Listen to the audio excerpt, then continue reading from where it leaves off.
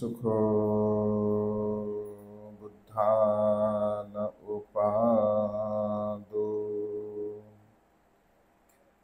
सुखा सद्धम्मदेशना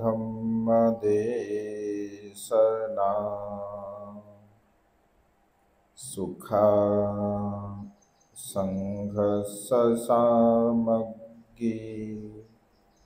समगानं तपो सुखो। बुद्ध धम्म आणि संघ या महान तीन रत्नांना त्रिवार अभिवादन करतो। बोधिसत्व गुणवेतन डॉक्टर बाबासाहेब आंबेडकर यांच्या धम्मक्रांतीमध्ये शेवटच्या श्वासापर्यंत समर्पित राहतो। आज या मंगलमय प्रसंगी वर्षावासाच्या पवित्र अशा कालखंडामध्ये आपल्या धम्मस्कंद बुद्ध विहारामध्ये उपस्थित सर्व श्रद्धासंपन्न उपासक उपासिका आपणा सर्वांच्या प्रती अनंत अनंत मंगलकामना मंगलमैत्री भावना व्यक्त करतो। त्याचप्रमाणे सातत्याने प्युरिटी ऑफ माइंड या यूट्यूब चॅनलच्या द्वारा धम्मदेशना श्रवण करून आपल्या जीवनामध्ये अनंत आणि असीम पुण्य संपादन करणारे सर्वच श्रद्धासंपन्न उपासक उपासिका यांच्याही प्रती अनंत अनंत मंगलकामना मंगलमैत्री भावना व्यक्त करतो व तुम्हा सर्वांच्या हितासाठी सुखासाठी आणि कल्याणासाठी तथागतांच्या श्रेष्ठ धम्मदेशनेला प्रारंभ करतो। आपण सर्वांनी शांत चित्ताने एकाग्र चित्ताने तथागतांच्या श्रेष्ठ धम्माला श्रवण करावे, ग्रहण करावे। संवर सूक्ताच्या संदर्भामध्ये देशना श्रवण करत होतो। काल आपण दोन प्रकारचे संवर बघितले, तसं चार प्रकारचे संवर सूक्त अंगुत्तरनिकामध्ये जे भगवंतांनी सांगितलं त्यामध्ये चार प्रकारचे संवर म्हणजे चार प्रकारचे प्रयत्न। संवर म्हणजे संयम। चार प्रकारे मनुष्य कशा प्रकारे संयम ठेवतो, संवर ठेवतो। कायेन सौरव साधो, वाचाय सौरव साधो, मनसाय सौरव साधो, अशा प्रकारे भगवंताने म्हटलं आहे। म्हणजे कायावरती संयम, वाचेवरती संयम आणि मनावरती संयम हा मानवी जीवनाचा मुख्य उद्देश असला पाहिजे। याला अनुसरून काल दोन प्रकारचे संवर आपण बघितले। संवर प्रयत्न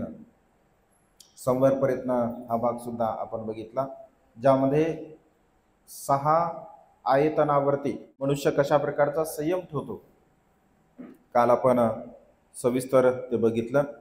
त्यानंतर प्रहान प्रयत्न, यामध्ये काम वितर्क असेल, व्यापाद असेल, विहिंसा असेल आणि अकुशल धर्माला कशा प्रकारे आपण नष्ट करावं, नाहीस करावं, या संदर्भामध्ये आपण यापूर्वीच्या देशनेमध्ये भगवंताच्या उपदेशाला अनुसरून बघितला आहे। आज आपण बघणार आहोत भावना प्रयत्न। भावना प्रयत्न अत्यंत महत्त्वपूर्ण अशा प्रकारचा हा सिद्धांत भगवंताने सांगितला आहे। भावना म्हणजे काय? इथे भावना या शब्दांचा अर्थ असा होतो की चिंतन करणे, चिंतन मनन करणे। म्हणजे एखाद्या विषयाची आपण भावना करत असतो तर त्या विषयाच्या संदर्भामध्ये आपण चिंतन मनन करत असतो। तर भावना प्रधान हे भगवंताने म्हणजे भावना प्रयत्न मनुष्याच्या जीवनामध्ये अत्यंत महत्त्वपूर्ण आहे। आपण बघा देशनेच्या पूर्वीला किंवा देशनेच्या नंतर असं म्हणत असतो, ध्यान मनन चिंतन करून तो दुःखमुक्त झालेला आहे। म्हणजे त्याने त्या कुशल कर्माची, चांगल्या कर्माची भावना केली। कारण भावना करणे, चिंतन मनन करणे, आपण ज्या ज्या गोष्टींचं आचरण करत असतो किंवा जे जे आपण कुशल कर्म करतो, पुण्यकर्म करत असतो, तर त्या कुशल कर्माची, पुण्यकर्माची भावना आपण केली पाहिजे। म्हणजे त्याचं चिंतन मनन आपण केलं पाहिजे।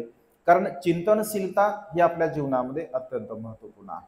आपण जर चिंतन करत नसेल तर आपण जे काही करतो आणि त्या संदर्भामध्ये आपलं जर चिंतन नसेल तर आपण केवळ बहिर्मुखी जीवन जगत असतो। म्हणजे बाह्य आपण जीवन जगतो। अंतर्मुख जर आपल्याला बनायचं असेल, जे आपल्या अंतर चित्ताला जर आपल्याला समजून घ्यायचं असेल, जाणायचं असेल, तर ध्यान मनन चिंतन करणे आपल्या कुशल विचारांची भावना करणे हे मनुष्याच्या जीवनामध्ये अत्यंत महत्त्वपूर्ण. भावना भीरता हुंतु गच्छन्तु देवतागत. सब्ब पापस अकरणं कुशलस्स उपसंपदा सचित्त परियोदपनं एतं बुद्धान शासन. म्हणजे ज्या कुशल कर्माची अकुशल कर्माची मनुष्य भावना करत असतो, भावना भीरता हुंतु गच्छन्तु देवतागता. म्हणजे अशा प्रकारे दान, शील आणि प्रज्ञा या तीन कुशल कर्माची भावना करणारा मनुष्य, म्हणजे चिंतन मनन करणारा मनुष्य देवता गतीला प्राप्त होत असतो. देवता गती म्हणजे ही देवता नाही तर देवता गती म्हणजे सुखाची अवस्था. मनुष्याच्या जीवनामध्ये रागरहित, द्वेषरहित आणि मोहरहित जी चित्ताची अवस्था असते तर त्याला देवता गती असं भगवंतांनी म्हटलं आहे. म्हणजे जिथे कुठल्याही प्रकारचा क्लेश नाही आहे, निर्मळ चित्त आहे, परिशुद्ध चित्त आहे, निष्कलंकित चित्त आहे. निष्कलंकित चित्ताची जी अवस्था असते तर तशा अवस्थेने प्राप्त होणारा मनुष्य किंवा तशा अवस्थेला त्या चित्ताला धारण करणारा मनुष्य देवता गतीला प्राप्त होतो. अशा प्रकारे भगवंतांनी म्हटलं. म्हणजे सुखाच्या अवस्थेला तो प्राप्त होत असतो. तर 7 प्रकारच्या भावना भगवंतांनी सांगितल्या आहे. म्हणजे कोणत्या कोणत्या गोष्टींचं आपण चिंतन केलं पाहिजे, मनन केलं पाहिजे. तर 7 प्रकारच्या गोष्टींची भावना रोज आणि रोज मनुष्याने केली पाहिजे असं भगवंतांनी म्हटलं आहे. जो मनुष्य या 7 प्रकारच्या भावना, या 7 प्रकारच्या कुशल धम्माची भावना करतो तर तो मनुष्य आपल्या जीवनामध्ये सर्व प्रकारच्या अकुशल विचारांना नष्ट करतो आणि कुशल विचारांचा विकास आपल्या मनामध्ये करत असतो. आणि त्यामुळे सातत्याने या 7 प्रकारच्या कुशल धम्माची आपण भावना केली पाहिजे, संवर केला पाहिजे, म्हणजे त्यावरती संयम ठेवला पाहिजे. तर आपण एक एक क्रमशः बघूया. भगवंत असे म्हणतात बौद्ध साहित्यामध्ये त्याला सप्त बोधांग असं म्हटलेलं आहे. बौद्ध साहित्यामध्ये सप्त बोधांग म्हणजे 7 प्रकारचे बोधांग. बोधांग म्हणजे बुद्धत्वाचे अंग. म्हणजे बुद्धत्वाला प्राप्त करण्यासाठी किंवा बुद्धत्वाची अवस्था आपल्याला आत्मसात करण्यासाठी ही 7 प्रकारचे अंग आहे. या 7 प्रकारच्या अंगाला धारण करणारा मनुष्य, एका ठिकाणी तर भगवंत असे म्हणतात की भिक्षूंनो, जो कोणी मनुष्य, मग उपासक असो अथवा उपासिका असो, भिक्षू असो अथवा भिक्षू असो, 7 वर्षापर्यंत जर तो मनुष्य सप्त बोधांगाची जर भावना करत असेल तर तो नक्कीच दुःखमुक्त होतो. दुसऱ्या बाजूने भगवंत असे म्हणतात भिक्षूंनो, 6 वर्षापर्यंत जर तो करेल तर तो दुःखमुक्त होतो. 5 वर्षापर्यंत करेल तर तो दुःखमुक्त होतो. 4 वर्ष, 2 वर्ष, 1 वर्ष, 6 महिने, 3 महिने, 1 महिना, 15 दिवस आणि शेवटी भगवंत असे म्हणतात जो मनुष्य प्रसन्न चित्ताने, आनंदी चित्ताने केवळ 7 दिवसापर्यंत जर या सप्तबोधांगाची भावना करेल तर तो दुःखमुक्त अवस्थेला प्राप्त होईल.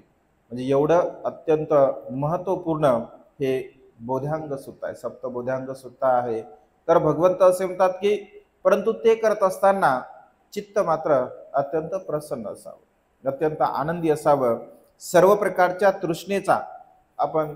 तृष्णेला आपण नष्ट केलं पाहिजे, नाहीसं केलं पाहिजे.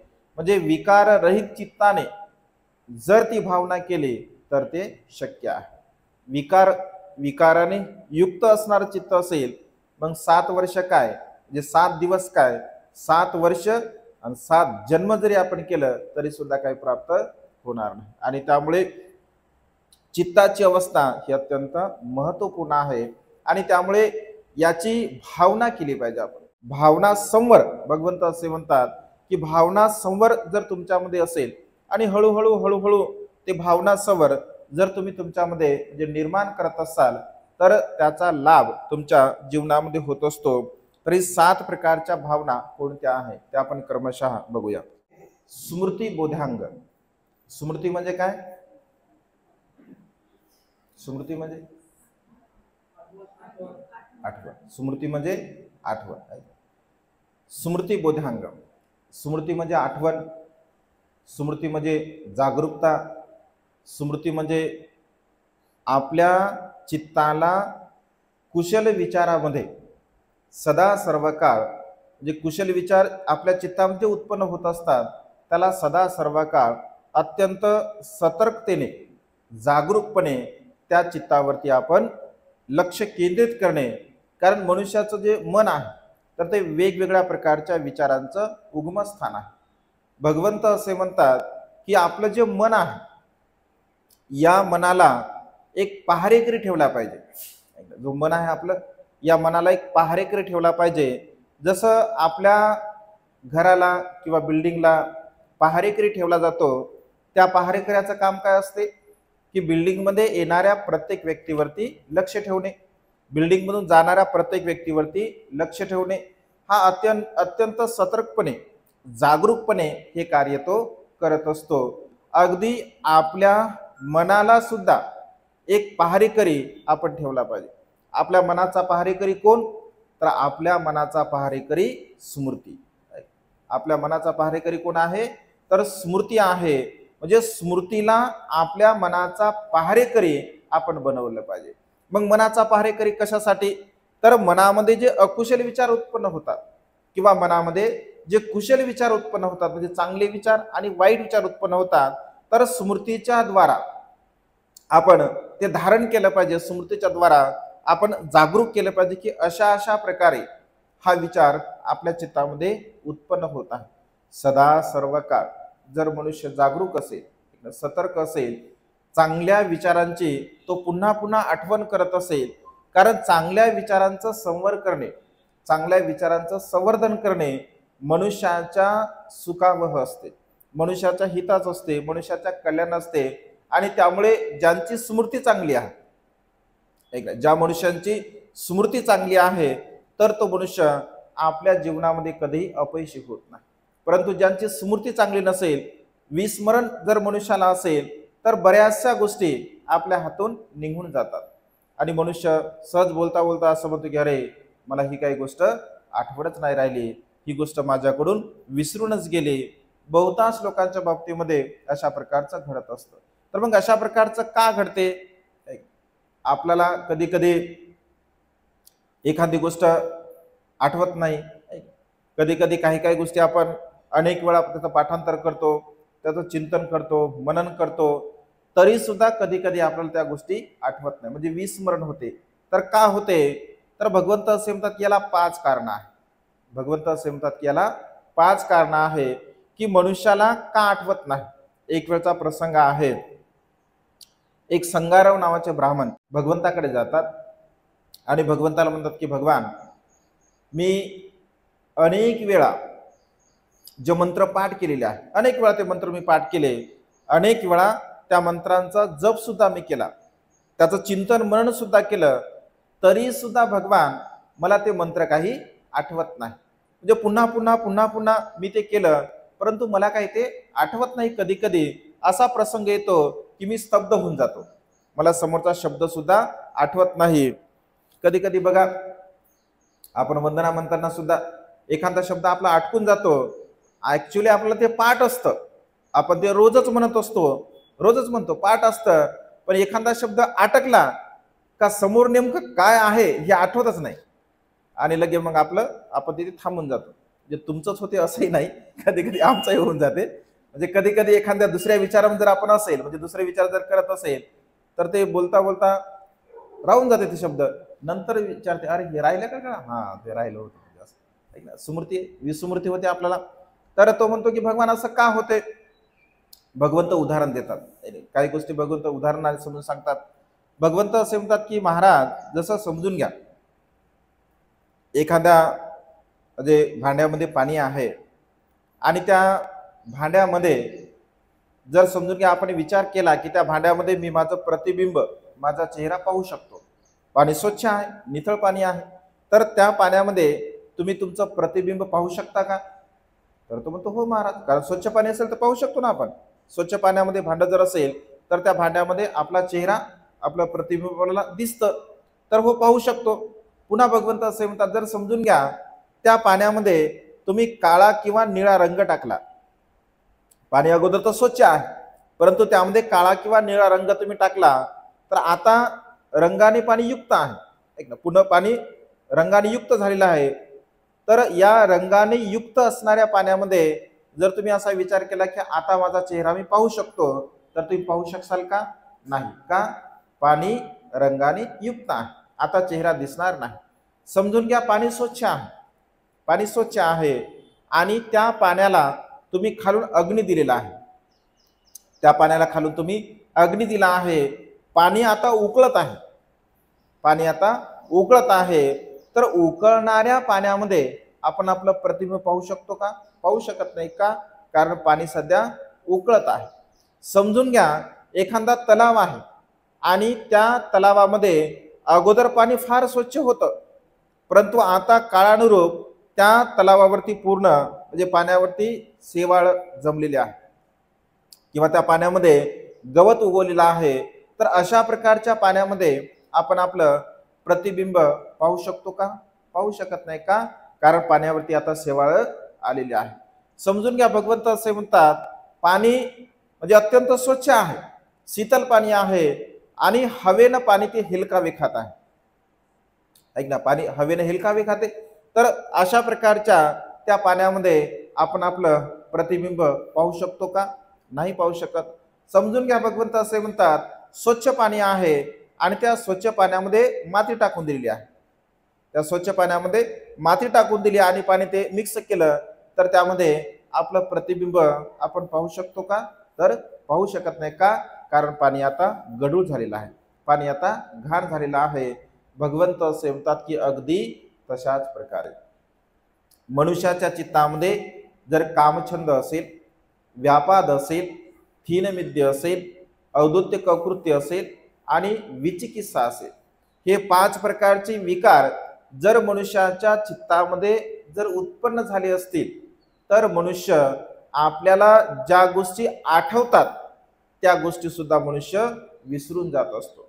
म्हणजे कामछंदामध्ये, कामरागामध्ये मनुष्य असेल, द्वेष मनुष्याच्या चित्तामध्ये जर उत्पन्न झाला असेल, कधी कधी द्वेषापोटी बघा मनुष्य एखादं कर्म करून जातो आणि त्याला ते कर्म आठवत सुद्धा नाही आणि तो विचार करतो की अरे हे कर्म मी उगाच केलं. म्हणजे द्वेष जरी असेल तरी मनुष्य कर्म करू शकत नाही. त्यानंतर चित्त भ्रांत असेल, म्हणजे चित्त जर आपलं चंचल असेल, चित्त जर आपलं जागेवर नसेल, कधी कधी व्यवहारामध्ये असं आपण म्हणतो की फार चंचल चित्ताचा व्यक्ती आहे, म्हणजे हा एका ठिकाणी राहू शकत नाही. चित्त जर चंचल असेल आपलं तर सुद्धा आपल्याला काही आठवत नाही. आपल्या चित्तामध्ये जर भ्रांती असेल, शंका कुशंका आपल्या चित्तामध्ये असेल तरी सुद्धा आपल्याला काही गोष्टी आठवत नाही. आणि आपल्या चित्तामध्ये जर अनेक प्रकारचे विकार उत्पन्न होत असतील तरी सुद्धा आपल्याला आठवत नाही. आणि त्यामुळे स्मृतीचे अडथळे आहे. भगवंत असे म्हणतात की तुम्हाला ज्या गोष्टी आठवत नाही आहेत तर तुम्हाला न आठवण्याचं कारण तुमचे हे अकुशल विचार, जसं प्रमाद आहे, आळस आहे, द्वेष आहे, हे सर्व प्रकारचे विकार आपल्या चित्तामध्ये उत्पन्न होत असतात. कारण बाबासाहेब असं म्हणतात बघा, मी 18 तास अभ्यास केला, प्रसंगी मी 21 तास सुद्धा अभ्यास केला. 18 तास अभ्यास करताना, 21 तास अभ्यास करताना मला कधी कंटाळा नाही आला, माझ्या मनामध्ये कधी प्रमाद उत्पन्न नाही झाला.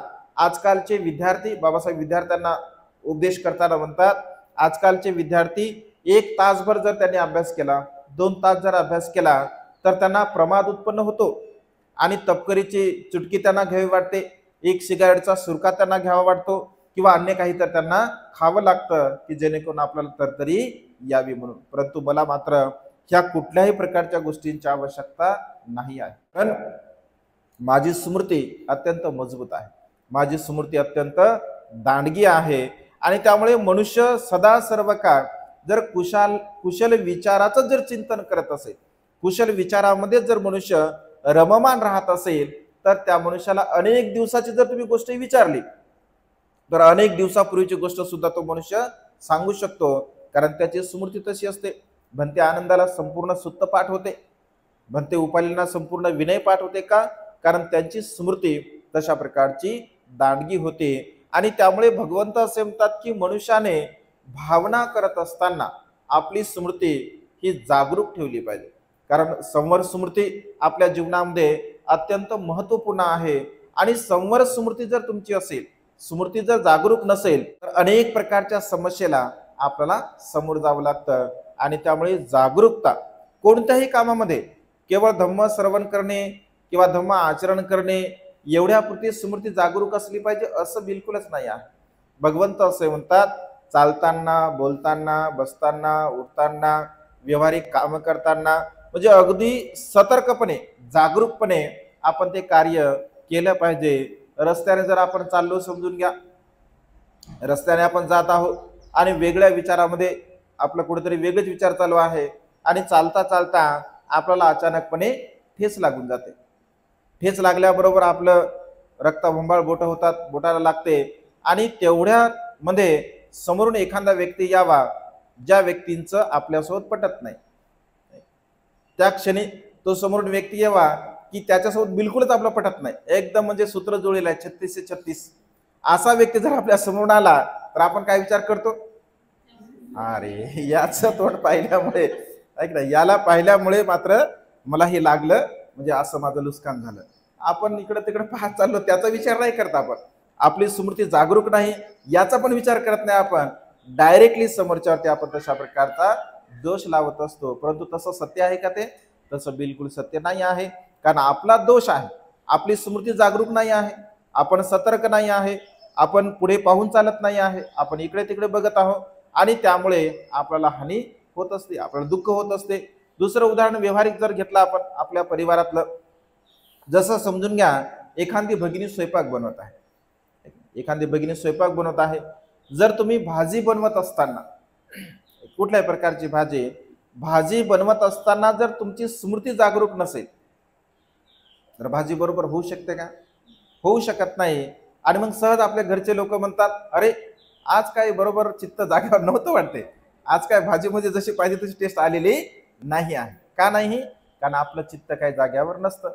कधी कधी असं होते, चपाती भाजताना आपलं लक्ष दुसरीकडेच निघून जाते, कुठेतरी आपण एखाद्या विचारामध्ये राहतो. चपाती खाली आपण ताव्यावरची काढलेली चपाती असते, ते दुरडीमध्ये टाकून दिलेली असते, आपल्या काय लक्षात राहत नाही, पुन्हा आपण असा हात त्या ताव्यावरती करतो, परिणामतः कधी कधी आपल्याला चटके बसतो. होतं असं कधी कधी, आहे की नाही? म्हणजे स्मृती जागरूक नसल्यामुळे. आणि त्यामुळे सतर्क राहायला पाहिजे प्रत्येक कार्य करताना. कोणत्याही प्रकारचं कार्य असो, भगवंत असे म्हणतात की प्रत्येक कार्यामध्ये आपण आपली स्मृती जागरूक ठेवली पाहिजे. जो मनुष्य सतर्क असतो, जागरूक असतो, प्रत्येक विषयाची तो आठवण करत असतो, तर तो मनुष्य आपल्या जीवनामध्ये कधीही अपयशी होत नाही. याची सतत भावना केली पाहिजे. आपण चिंतन मनन केलं पाहिजे आणि चिंतन मनन जर आपण करत असेल तर स्मृती या भावनेला आपण आपल्या जीवनामध्ये धारण करतो. त्यानंतर धर्मविचय. भगवंत असे म्हणतात की धर्मविचय मनुष्याच्या जीवनामध्ये अत्यंत महत्वपूर्ण आहे. मनुष्य जे काही ज्ञान संपादन करत असतो, धर्मविचय मनुष्य जे काही ज्ञान संपादन करतो, आपल्या मनप्रवृत्तीच्या द्वारा मनुष्य ज्ञान संपादन करत असतो. तर मनुष्यामध्ये असणारं जे ज्ञान आहे, मनुष्य ज्ञानी असतो, विद्वान असतो, बुद्धिवान असतो. तर धर्मविचय मनुष्याला जर प्राप्त झाला तर तो मनुष्य आपण ज्या धम्माला श्रवण करतो, आपण ज्या धम्माला जाणतो, समजून घेतो, तर त्या धम्माचं पृथक्करण म्हणजे विभागणी करण्याची कला आपल्यामध्ये असली पाहिजे. मग विभागणी कशाची केली पाहिजे, कोणत्या गोष्टींची केली पाहिजे? जसं भगवंत असे म्हणतात सब पापस अकरणं. एका गाथेमध्ये भगवंत असे म्हणतात की सब पापस अकरणं, दुसऱ्या गाथेमध्ये भगवंत असे म्हणतात कुशलस उपसंपदा. म्हणजे मनुष्याला विभागणी करता आली पाहिजे. चांगल्या विचारांची आणि वाईट विचारांची मनुष्याला विभागणी करता आली पाहिजे.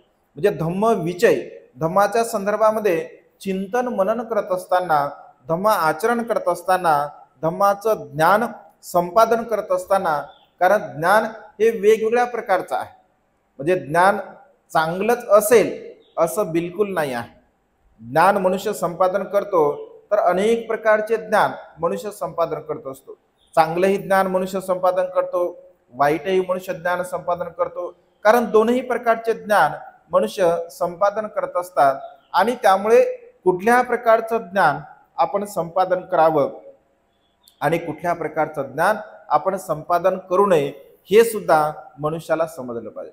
हे याचं आकलन, याचं पृथक्करण, याची विभागणी करण्याची कला मनुष्याला असली पाहिजे. जुने लोक म्हणायचे, काय माहिती नाही काय खरं काय खोटं. जसं मनुष्याला विंचू जर चावला, तर असं म्हणतात की विंचू उतरवला जातो, म्हणजे त्याचं जे विष असतं, लोक म्हणतात काय माहिती नाही आपल्याला त्याची सत्यता किंवा असत्यता. तर विंचू किंवा साप जर चावला तर सापाचा सुद्धा त्याचा उतारा केला जातो असं म्हणतात. विंचू सुद्धा उतरला जातात. ही कला काही लोक अवगत करतात असं म्हणतात. आणि काही लोक दुसरी कला अवगत करतात, म्हणजे विंचवाचं जे विष आहे तर ती वाढवण्याची कला सुद्धा काही लोक शिकतात. साप चावल्यानंतर त्या सापाचं विष वाढवण्याची कला सुद्धा काही लोक शिकतात असं म्हणतात. म्हणजे काय खरं काय खोटं ते आपल्याला माहित नाही, परंतु असं लोक म्हणतात.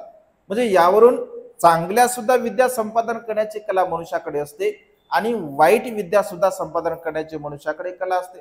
जसं एखादा वैद्य असेल तर त्याला मनुष्याला जीवदान देण्याची सुद्धा औषधी माहीत असते. कारण निसर्गामध्ये अनेक प्रकारच्या औषधी आहेत, म्हणजे जीवदान देण्याची औषधी सुद्धा त्याचं ज्ञान सुद्धा तो संपादन करू शकतो. अशा काही औषधी आहेत की मनुष्याला विस्मृत सुद्धा करता येतं, मनुष्याची स्मृती सुद्धा नष्ट करता येते. मनुष्याचे जे शरीर शक्ती आहे तर त्याला शक्तिहीन सुद्धा मनुष्याला करता येतं. म्हणजे वेगवेगळ्या प्रकारचे जसं डोळे घालवण्याचे सुद्धा औषधी असतात, अवयव घालवण्याच्या सुद्धा औषधी असतात. म्हणजे अनेक मनुष्याला सशक्त करण्यासाठी आणि मनुष्याला अशक्त करण्यासाठी अशा प्रकारच्या औषधी सुद्धा निसर्गामध्ये आपल्याला पाहायला मिळतात. कारण चांगलंही ज्ञान आहे निसर्गामध्ये आणि वाईट सुद्धा ज्ञान निसर्गामध्ये आहे. आणि त्यामुळे आपल्याला हे व्यावहारिक दृष्टिकोनातून तर विचार केलाच पाहिजे, परंतु आध्यात्मिक दृष्टिकोनातून धम्मविजय या तत्वज्ञानाला आपण धारण करत असताना आपण जाणलं पाहिजे, आपण समजून घेतलं पाहिजे की नेमकं सत्य का आहे, नेमकं असत्य का आहे, माझ्या हिताचं का आहे, माझ्या सुखाचं माझ्या कल्याणाचं का आहे, माझं अकल्याण कशामध्ये होत आहे. सत्य आणि असत्य यामध्ये भेद मनुष्याला करता आला पाहिजे. खरं आणि खोटं यामध्ये मनुष्याला भेद करता आला पाहिजे. चांगलं आणि वाईट यामध्ये मनुष्याला भेद करता आला पाहिजे. पाप आणि पुण्य यामध्ये मनुष्याला भेद करता आला पाहिजे. म्हणजे ज्या गोष्टी आपल्या हिताच्या आहे, आपल्या सुखाच्या आहे, आपल्या कल्याणाच्या आहे आणि ज्या गोष्टी आपलं अकल्याण करणाऱ्या आहे, आपलं वाईट करणाऱ्या आहेत, तर अशा प्रकारच्या गोष्टींचा भेद विभागणे मनुष्याला करता आली पाहिजे. म्हणजे धम्माचं अनुसरण करत असताना मी कुठल्या धम्माचं आचरण केल्यामुळे मला सुख प्राप्त होईल, मी काय केल्यामुळे माझं कल्याण होईल, मी काय केल्यामुळे माझ्या जीवनामध्ये सर्व प्रकारचे विकार नष्ट होतील, याची भावना आपण सातत्याने केली पाहिजे. कारण याची जर भावना आपण करत नसेल, याचं जर चिंतन मनन करत नसेल तर मनुष्य कसा सुखी होईल, मनुष्य सुखी होत नाही.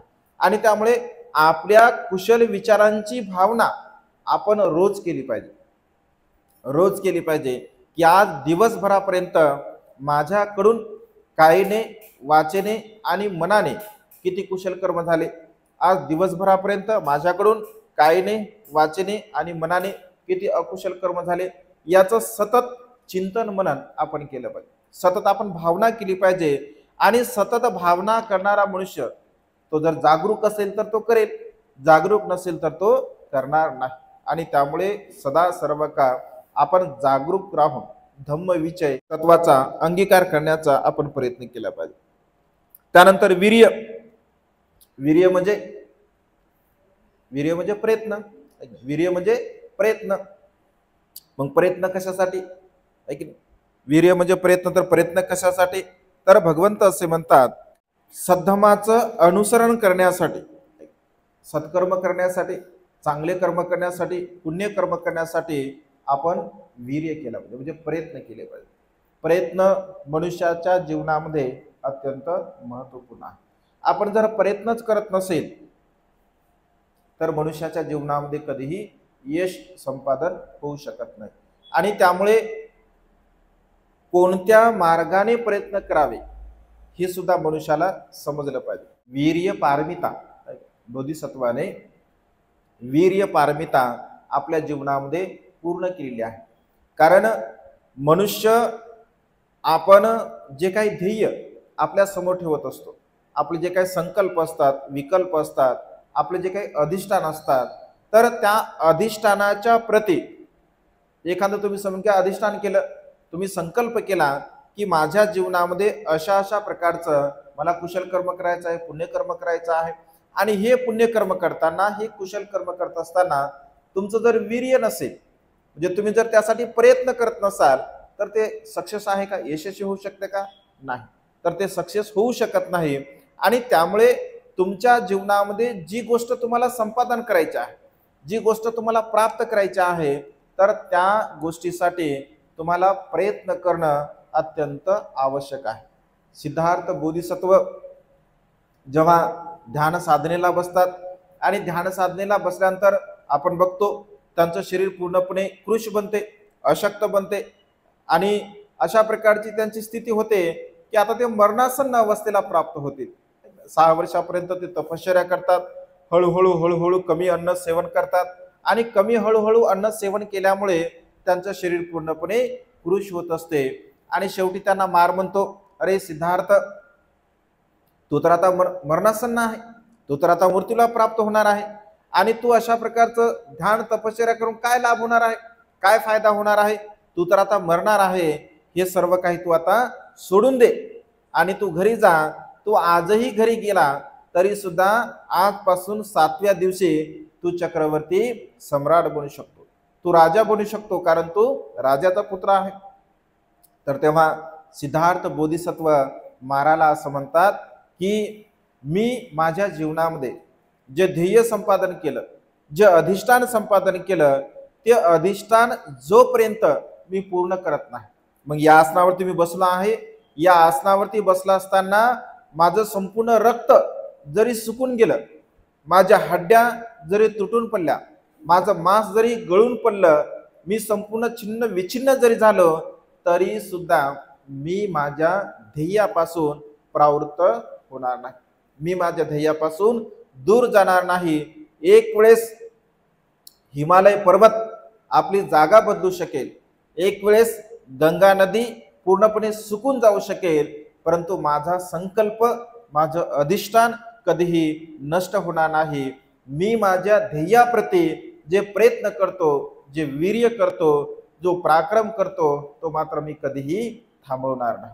म्हणजे अशा प्रकारे मनुष्याच्या जीवनामध्ये जे काही ध्येय आणि संकल्प आपण करत असतो, तर त्यांच्या प्रती आपलं समर्पण असलं पाहिजे. म्हणजे कोणत्याही प्रकारचं कार्य करत असताना जर आपलं समर्पण असेल, पूर्ण आपण जर त्यामध्ये झोकून जर देत असेल, तरच ते कार्य आपण पूर्ण करू शकतो, अन्यथा पूर्ण करू शकत नाही. आणि त्यामुळे वीर्य पारमिता आपल्या जीवनामध्ये असणं अत्यंत गरजेचं आहे. कारण वीर्य पारमिता जर तुमच्यामध्ये असेल, जसं प्रयत्न करावे लागतात, प्रत्येक गोष्टीसाठी प्रयत्न करावे लागतात, तुम्ही प्रयत्न करून जर सोडून दिले, अर्ध्या म्हणून जर ती गोष्ट सोडली, तर तुम्हाला यश प्राप्त होऊ शकत नाही. कधी कधी असं होते, मनुष्य प्रयत्न करतो, मेहनत करतो, प्रयत्न करतो, परिश्रम करतो, आणि अपयश मनुष्याच्या जीवनामध्ये येते. आणि अपयश आल्यामुळे असं वाटतं आपल्याला की अरे आता जाऊ द्या, मी खूप प्रयत्न केले आणि आता काय मला यश प्राप्त होत नाही, आणि मनुष्य सोडून देतो. अर्ध्यावरून जर एखादी गोष्ट आपण सोडून दिली, तर मनुष्याच्या जीवनामध्ये कधीही यश प्राप्त होत नाही. जसा छोटासा दृष्टांत आहे, जसं एक विद्यार्थी असतो, प्रयत्न कसे महत्वपूर्ण असतात बघा. एक विद्यार्थी असतो, तो अत्यंत मंद बुद्धीचा असतो, त्याला कुठल्याही प्रकारे म्हणजे त्याची स्मृती जागरूक नसते, त्याला शिकवलेलं कुठल्याही प्रकारचं लक्षामध्ये राहत नाही, आणि अशा प्रकारे त्याला अन्य विद्यार्थी सुद्धा म्हणजे खूप चिडवत असतात की तुला काही येत नाही, तू मंदबुद्धीचा आहे, तुला काही समजत नाही. आणि तो विचार करतो की अरे खरोखरच मी मंदबुद्धीचा आहे, आणि त्यामुळे आता शाळेमध्ये जाऊन काय उपयोग होणार नाही, आपण काय शाळेमध्ये गेलो नाही पाहिजे. आणि तो दप्तर घेऊन आपलं घराकडे निघत असतो. घराकडे निघत असताना रस्त्यामध्ये त्याला तहान लागते, आणि एका विहिरीवरती तो पाणी पिण्यासाठी जात असतो. दृष्टांत आहे समजून घेण्यासाठी. आणि विहिरीवरती पाणी पिण्यासाठी गेल्यानंतर एक भगिनी पाणी काढत असते विहिरीतून, तर त्या भगिनीला तो पाणी मागतो, ती भगिनी त्याला पाणी देत असते. तर पाणी दिल्यानंतर ती निघून जाते, आणि तो तिथेच बसतो विचार करत की आपल्याला काही येत नाही, आपल्याला काही जमत नाही, आपण आता मंदबुद्धी आहोत, आपण आता काय करायचं, असं तसा विचार करतो. विचार करता करता 2 गोष्टीकडे त्याचं लक्ष जाते, 2 गोष्टीकडे. कारण ती भगिनी जेव्हा पाणी काढत असते, तर पाणी काढत असताना त्या विहिरीवरती म्हणजे ज्याच्या आधाराने पाणी काढलं जातं, जे चाक असतं बघा, ऐक ना, विहिरीवरती ते चाक असतं, त्याला काय म्हणतात? चरखा. जाऊ दे, जे काय असेल ते आपल्याला काय आपण समजून घेऊ फक्त, आहे की नाही? जे प्रॉपर शब्द काय आपल्याला माहित नाही त्याला काय म्हणतात, आहे की? तर जे विहिरीवरती पाणी खाण्यासाठी पाणी सांडतात, आहे ना, सांडणे असं पाणी म्हणतात त्याला. तर त्या चाकावरती दोरी असते आणि तो पाहतो की ते लोखंडाचं चाक आहे आणि लोखंडाच्या चाकाकडे जेव्हा तो पाहतो तर ते हळूहळू हळूहळू चाक घासलेलं असते. भराडी, खराडी, खराडी म्हणा, खराडी बघा, साहेबाला खराडी शब्द, तर ते खराडी जे काय असेल ते, तर ते हळूहळू हळूहळू बघा, ते दोरी घासल्यामुळे ती जे दोरखंड असतो, दोरी असते, ती दोरी सुद्धा हळूहळू घासलेली असते आणि त्या दोरीच्या आधाराने ते चाक सुद्धा हळूहळू घासलेलं असते. लोखंडाचं चाक असते परंतु ते सुद्धा म्हणजे झिजत असते, ते सुद्धा घासत असते. ही एक गोष्ट तो त्या गोष्टीकडे लक्ष जात त्याचं. दुसरी गोष्ट, ज्या ठिकाणी भांड ठेवलेलं असते, ज्या ठिकाणी भांड ठेवलेलं असते तर तिकडे सुद्धा तो लक्ष देतो आणि विचार करतो की अगोदर ही जागा अत्यंत समतल होती, कारण बाकी सगळी जागा समतल दिसते, परंतु जिथे भांड ठेवलं जातं तर ते भांड ठेव ठेव भांड ठेव ठेव भांड ठेव ठेव जसा खालचा भांड्याचा आकार आहे अगदी तसाच आकार त्या जागेला सुद्धा होत असतो. दोन गोष्टी तो पाहतो आणि दोन गोष्टी पाहताना तो चिंतन करतो, मनन करतो की अरे, जर समजून घ्या लोखंड झिजू शकते, जर समजून घ्या दोरी झिजू शकते, जर समजून घ्या खाली बनवलेली जमीन दगड आहे, त्या दगडाला सुद्धा दगड सुद्धा झिजू शकतो, तर माझी जी बुद्धी आहे, मला जे मंद बुद्धी म्हटलं जातं, तर माझ्या ज्या मंद बुद्धीला मी असं घासून घासून घासून मी तिला तयार करू शकत नाही का? हा तो बोध घेतो आणि तो विचार करतो की लोखंड घासू शकतो, दोरखंड घासू शकतो, दगड घासू शकतो, तर मी सुद्धा हे कशामुळे घासलं? हळूहळू हळूहळू हळूहळू सातत्य त्यामध्ये असल्यामुळे अशा प्रकारे याच्यामध्ये परिवर्तन झालेलं आहे. मी सुद्धा अशाच प्रकारे प्रयत्न करेल, हळूहळू हळूहळू मी प्रयत्न करेल आणि माझ्या ध्येयापर्यंत पोहोचण्याचा तो प्रयत्न करतो. परिणामतः जी मंदबुद्धी त्याला लेबल लागलेलं असतं, हळूहळू हळूहळू तो अभ्यास करतो आणि एक दिवस तो ज्ञानी बनतो, हुशार बनतो, बुद्धिमान बनतो. आणि मनुष्याच्या जीवनामध्ये प्रयत्न किती महत्वपूर्ण आहे. प्रयत्न मनुष्याच्या जीवनामध्ये अत्यंत महत्वपूर्ण असतात. वीर्य मनुष्याच्या जीवनामध्ये अत्यंत महत्वपूर्ण असते आणि सातत्याने चांगल्या मार्गाने जर आपण प्रयत्न केले तर यश आपल्या जीवनामध्ये संपादन होत असते. जसं आता मी तुम्हाला बोलतो, हे जर मी 10 वर्षापूर्वी किंवा 15 वर्षापूर्वी जर बोलत असेल तर असंच बोलत असेल का? नाही, असं बोलत नसेल, म्हणजे असं बोलतच नव्हतो. जे लोक मला 10 वर्षापूर्वी किंवा 15 वर्षापूर्वी पाहतात तर ते म्हणतात भंतेजी लय भारी बोलतात तुम्ही आता. आहे की नाही? तर मी म्हणतो आता म्हणजे लगेच काय भारी बोलणं शिकलो नाही, आहे की नाही? तर हळूहळू हळूहळू हळूहळू प्रॅक्टिस केली, हळूहळू बोलण्याची सवय लावून घेतली, हळूहळू ज्ञानाचा संग्रह केला, पुस्तकं वाचले, ज्ञान संपादन केलं आणि हळूहळू अशा प्रकारची प्रॅक्टिस झालेली आहे. म्हणजे मनुष्याच्या जीवनामध्ये जी गोष्ट आपल्याला प्राप्त नसते ती गोष्ट जर आपल्याला प्राप्त करायची असेल तर त्यासाठी आपल्याला प्रयत्न करावे लागतात. आणि 1 दिवस 2 दिवस 3 दिवस असे प्रयत्न करून चालत नाही, तर सातत्यपूर्ण आपण ते प्रयत्न केले पाहिजे. कंटिन्यू आपण ते प्रयत्न केले पाहिजे. जोपर्यंत आपल्या जीवनामध्ये आपल्याला आपण जे म्हणजे संपादन केलं किंवा आपण जो संकल्प केला, जे ध्येय आपण आपल्या मनामध्ये निर्माण केलं, ते ध्येय जोपर्यंत आपण पूर्ण करत नाही तोपर्यंत आपण आपले प्रयत्न थांबवले नाही पाहिजे. तेव्हा मनुष्याच्या जीवनामध्ये यश संपादन होत असते. आणि त्यामुळे धम्म आचरण करत असताना, धम्माला धारण करत असताना, शील पालन करत असताना, दान पुण्य करत असताना किंवा कुठल्याही प्रकारचं कुशल कर्म करत असताना सातत्याने आपण ते कुशल कर्म पुण्यकर्म केलं पाहिजे. जर सातत्याने ते कुशल कर्म पुण्यकर्म आपण करत असेल तर आपल्या जीवनामध्ये आपण यश प्राप्त करू शकतो. आणि त्यामुळे धर्मविजय भावना, धर्मविजय समर सुद्धा आपल्या जीवनामध्ये असणं अत्यंत गरजेचं आहे. त्यानंतर चौथ्या प्रकारचा आहे प्रीती. चौथ्या प्रकारचा आहे प्रीती. प्रीती म्हणजे आनंद. पूर्वीच्या काळामध्ये आनंदाला प्रीती अशा प्रकारचा शब्द प्रयोग केला जात असे. त्यानंतर मुदिता म्हणजे सुद्धा आनंद होतो. मुदिता सुद्धा पूर्वीच्या काळामध्ये म्हटलं जात असे. आता जसं आनंद आपण म्हणतो तर पूर्वी त्याला मुदिता किंवा प्रीती असं म्हणतात. मग प्रीती आणि आनंद आपल्याला कसा प्राप्त होतो, काय केल्याने प्राप्त होतो? चांगलं कर्म केल्याने, म्हणजे पुण्य कर्म केल्यानंतर मनुष्याला आनंद प्राप्त होतो, प्रीती प्राप्त होत असते मनुष्याला. भगवंत असे म्हणतात, म्हणजे कुशल कर्म आणि अकुशल कर्म, आपल्या साध्या भाषेमध्ये पाप कर्म आणि पुण्य, पाप आणि पुण्य या दोन गोष्टीला जर ओळखायचं असेल तर भगवंताने एकदम साधी कसोटी सांगितली आहे. भगवंत असे म्हणतात, जे कर्म केल्यानंतर कर्म करताना सुद्धा तुम्हाला आनंद मिळतो, कर्म केल्यानंतर सुद्धा आनंद मिळतो, कर्म पूर्ण झाल्यानंतर सुद्धा आनंद मिळतो, आणि ते कर्म जेव्हा जेव्हा तुम्हाला आठवतं तेव्हा तेव्हा तुम्हाला आनंद मिळतो, तर ते पुण्यकर्म. आणि ते कर्म केल्यानंतर पश्चातापाची पाळी येत नाही, ते पुण्यकर्म.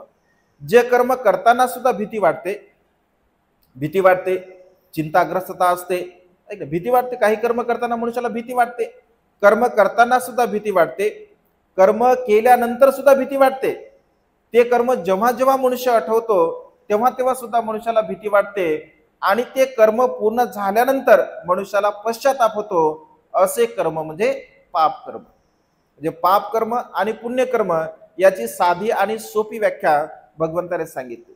तर मनुष्याला प्रीती कधी उत्पन्न होते, आनंद कधी उत्पन्न होतो, तर मनुष्य जर चांगले कर्म करत आहे, कुशल कर्म करत आहे, पुण्यकर्म करत आहे, तर मनुष्याला आनंद उत्पन्न होतो, प्रीती उत्पन्न होते, आणि त्यामुळे सहजगत्या मनुष्याला आनंद प्राप्त होत असतो.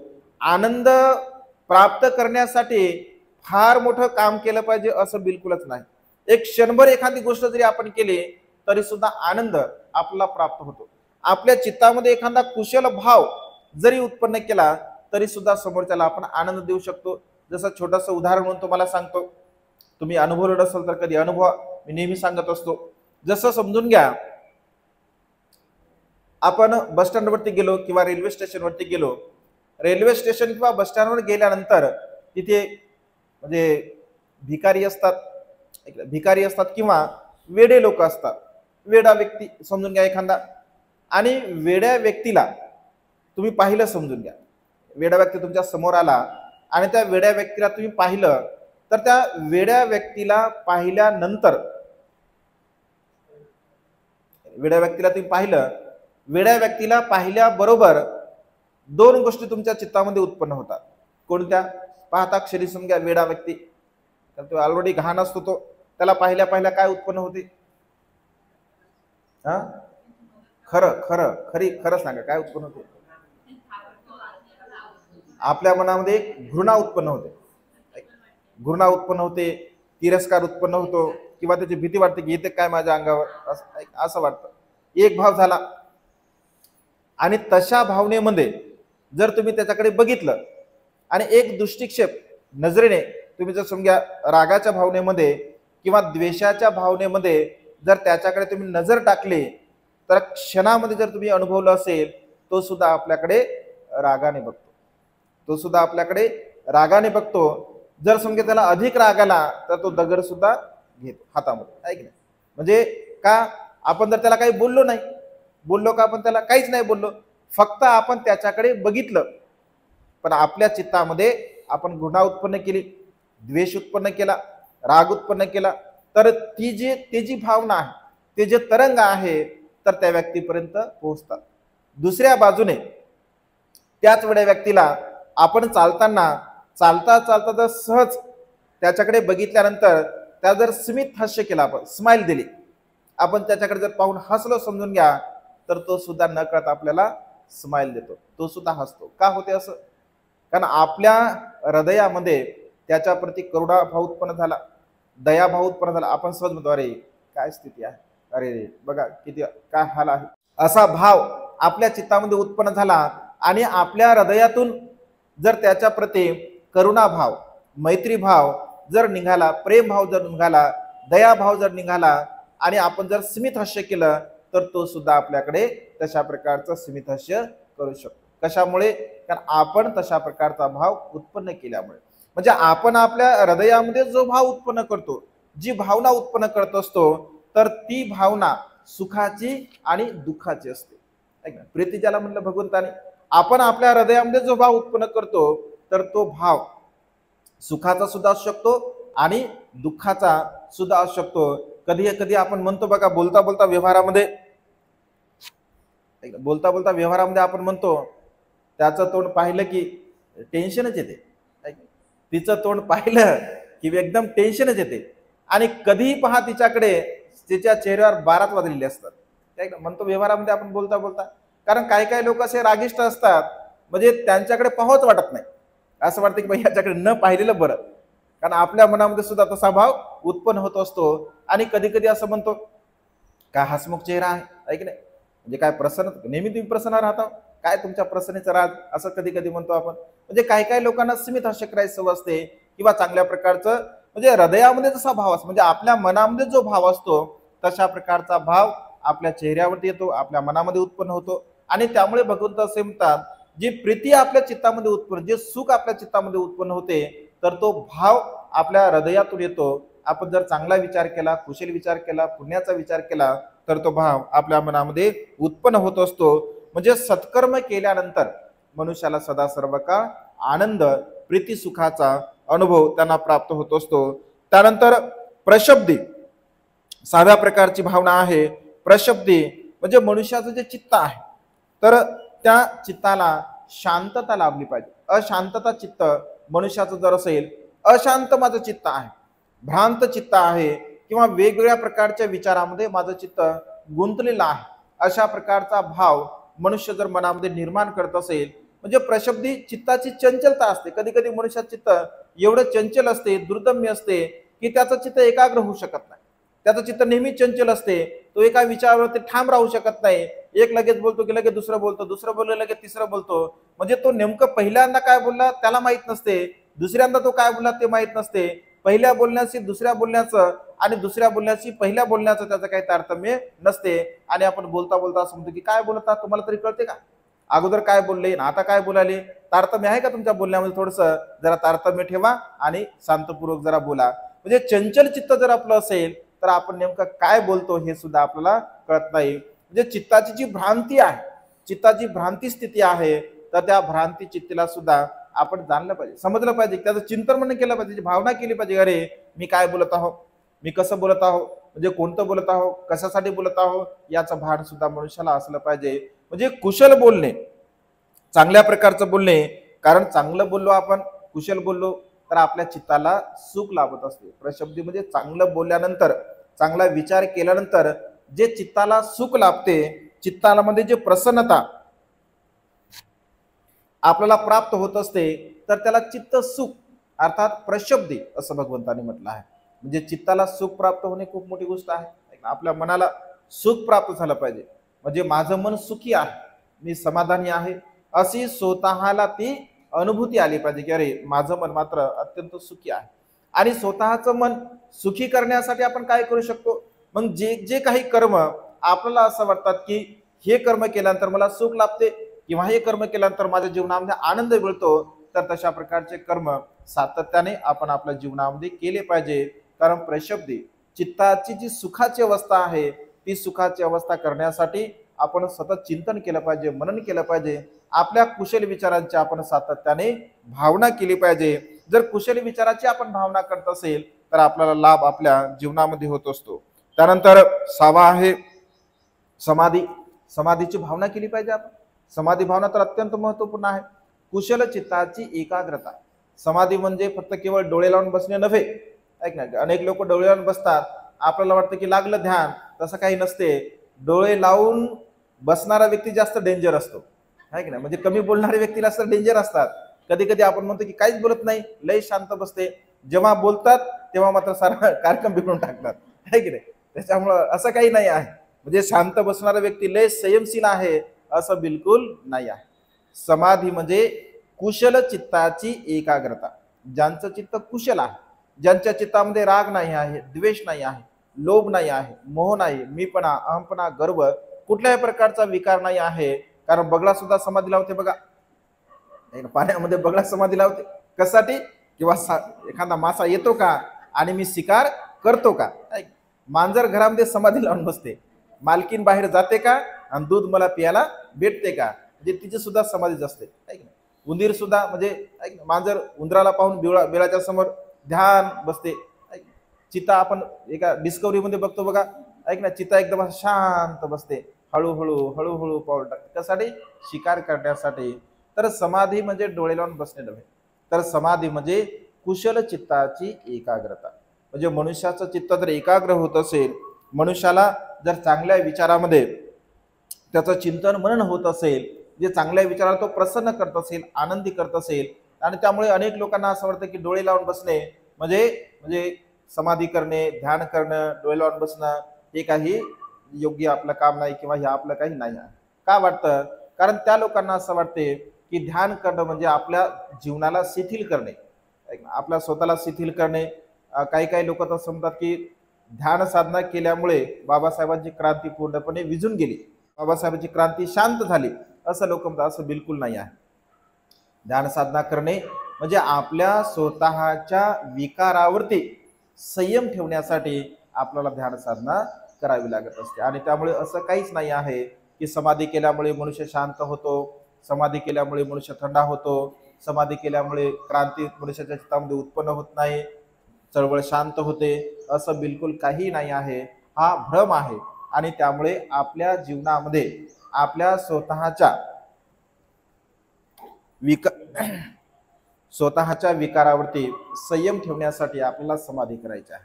आपल्या रागाला कंट्रोल करण्यासाठी, आपल्या द्वेषाला कंट्रोल करण्यासाठी, आपल्या मोहाला, मीपणाला, अहमपणाला, म्हणजे सर्व प्रकारच्या विकाराला कंट्रोल करण्यासाठी आपण समाधी भावना केली पाहिजे. त्यानंतर शेवटची भावना आहे उपेक्षा. म्हणजे उपेक्षा भाव सुद्धा आपल्या चित्तामध्ये असला पाहिजे. उपेक्षा भाव म्हणजे काय? तर चांगलं असेल, वाईट असेल, या दोन्ही गोष्टीला जाणणे आणि समजून घेणे.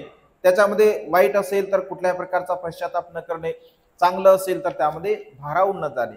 म्हणजे विशेष रूपाने 8 लोकधर्म जे आहे, सुख आहे, दुःख आहे, यश आहे, अपयश आहे, कीर्ती आहे, अपकीर्ती आहे, मान आहे आणि अपमान आहे, या जीवनामध्ये घडणाऱ्या घटना असतात. तर या जीवनामध्ये घडणाऱ्या ज्या घटना आहे, तर जीवनामध्ये घडणाऱ्या घटनेला समजणे, जाणणे, समजून घेणे आणि त्यावरती म्हणजे सुख आलं असेल तरी सुद्धा भारावून न जाणं, दुःख आलं असेल तरी सुद्धा दुःखी न होणं, कष्टी न होणं, म्हणजे या दोन्ही गोष्टीमध्ये समानता आपल्याला राखता आली पाहिजे.